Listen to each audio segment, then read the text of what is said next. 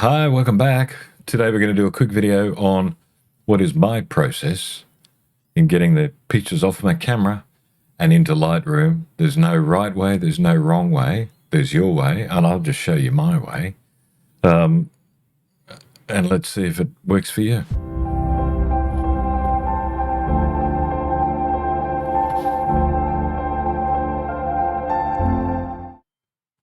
Okay, we're back. So what we're going to do is I'm going to show you my process. Now, I'm on a Mac. So I'm about to push my memory card in. And if we look over on my desktop on the right-hand side, focusing down the left here, I'm going to push the card in. And it takes a little while for it to appear. And there it is there, EOS Digital. Now if we have a look at the folders, there's our usual DCIM. And of course below that is the Canon folder. Now I've just been playing with a macro lens tube. And I'll show you that in a minute. So what's my processes? This is what I do. I grab hold of that folder and I copy it to my desktop. That's the first thing I do.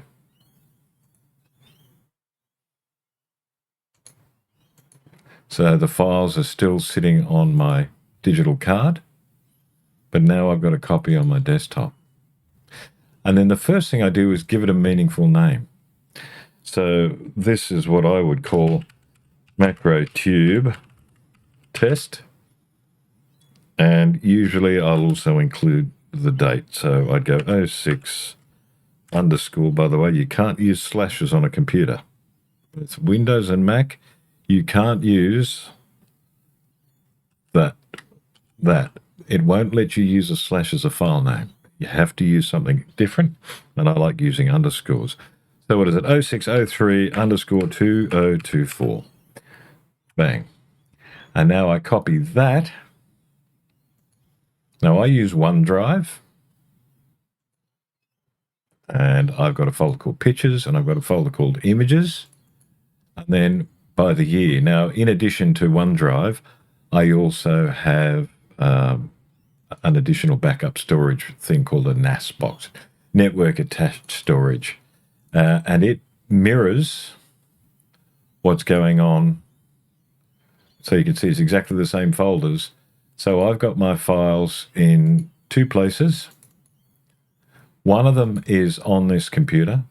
One of them is in OneDrive in the cloud, and the third is on this box here, and they all manage themselves. I won't bore you with the details, but that's how I roll. I've got my stuff in three places.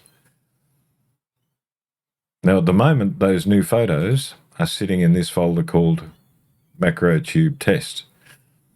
I'm now going to copy into OneDrive, into where I keep my pictures. Now, they're never going to move from in here. Once they go in there, they stay there. I don't move them around. I don't rename them. That's where they live permanently, and that's the secret. So I work in a bottom-up approach. So even before I've touched Lightroom, I know exactly where my files are. Macro Tube Test, there it is. So now I've got things in three places, yeah? I've still got it sitting on my digital card. I've still got the folder sitting on my desktop. And now I've got a third copy living here, which is now being sent up to OneDrive and to this box. So at a given moment, I've got 5 copies of things. Why? Because things go wrong. I work in the industry and I see it all the time. Stuff happens. Now, the first thing I do is go onto my desktop, and I'm quite happy to delete that because I know I've got it sitting in that OneDrive folder that I just put there. Now, what's very important for me, and this is how I roll, I will eject my digital card, and the very first thing I do is put it back into the camera and format it. Ready for the next shot. I don't have cards filled with pictures, and it's an absolute nightmare to try and find things and work out what you'd already imported. And don't use your digital cards. Don't use your picture cards as storage. They're not. They're a fleeting, temporary place to have your photos until you get them onto your computer and then get them off that card, format that card, ready for the next trip. Now, obviously, if you're going away, you're going to allow your photos to build up until you can get to home base and do this. So now my files are living in their permanent home, and I'm never going to move that folder out of there again. And because of that, this is where it gets really, really powerful. I'll show you. I'm going to now run Lightroom.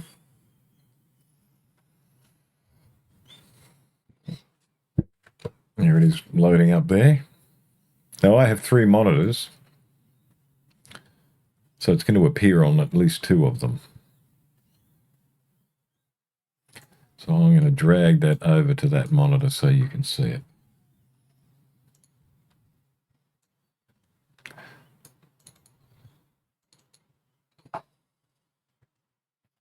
Right, so there's my Lightroom, and that was the last thing I was playing with, just silly phone stuff, because I'm still learning. So here's how I roll. Right-click on the 2024 folder and go Synchronize Folder, and it instantly finds that new folder, catalogs them, creates the thumbnails. Doesn't like this one, so let's hit OK. That's fine. And I just went out and took these pictures using this new found Fandangle, and I don't know what I'm doing. I have no clue. These macro tubes, it's the first time I've seen these pictures, by the way. I only took the photos 2 minutes ago. Certainly the depth of field is very, very tight. It's going to take... So that was taken with a 35mm prime, that is a macro lens, without any of the tubes. The next one is with one of the tubes. Actually, I'll show you the tubes. There's cheap as chips. Now, they are cheap. Don't get me wrong. These are not high quality. This is Amazon, $57 for the set. And they come in 2 pairs. You get a large one and a smaller one. So there's a 13mm and a 15mm. And you just simply extend them onto your existing lens. So the 13mm, then this one, and then you can actually join them together, which is what I've done in these images. That's exactly what I've done. I've gone in order. That's without.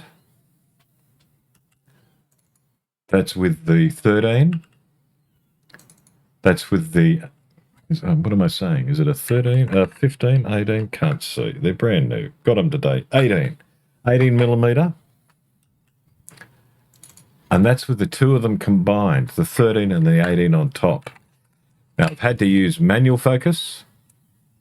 And basically what you have to do, this is what I had to do, put it into manual focus and bring the focus right down and then move the camera in and out in manual focus until I got a sharp image. Now, fortunately, my Canon R6 Mark II, when in manual focus, has the 3 little triangles that will line up to tell you that it's sharp. But as you can see, I've got issues there with depth of field, bearing in mind that these are cheap. These are cheap and nasty little tubes, and it's just me playing. So, bottom line, that's how I roll. That's how I've brought my images in. I've just literally done all the file management first, put them where they're going to live. I know where they are. And then I've just told it to synchronize. Don't have to go hunting for them again. So easy. I'm probably, you see how I've done a meaningful name to me, and that's the bottom line. Make sure it's meaningful to you. I've heard stories of so many people saying, I've lost my photos, I don't know where they are. Lightroom's telling me it can't find them.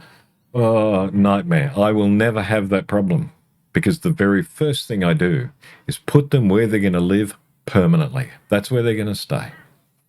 And Lightroom, all I've got to do is continually hit synchronize. So for the rest of 2024, That's all I'll be doing.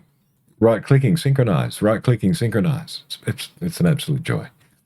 Anyway, that is my little process for file management. It may not be the best. Works for me. I'm comfortable with file management. I want to know where my files are, so I work bottom up. Put them where they live, rename them if you want to, rename the folder, give it a meaningful name, and the very last thing I do is say to Lightroom, hey, there they are, go get it, and that's it. Anyway, hope it was useful for you. Take care.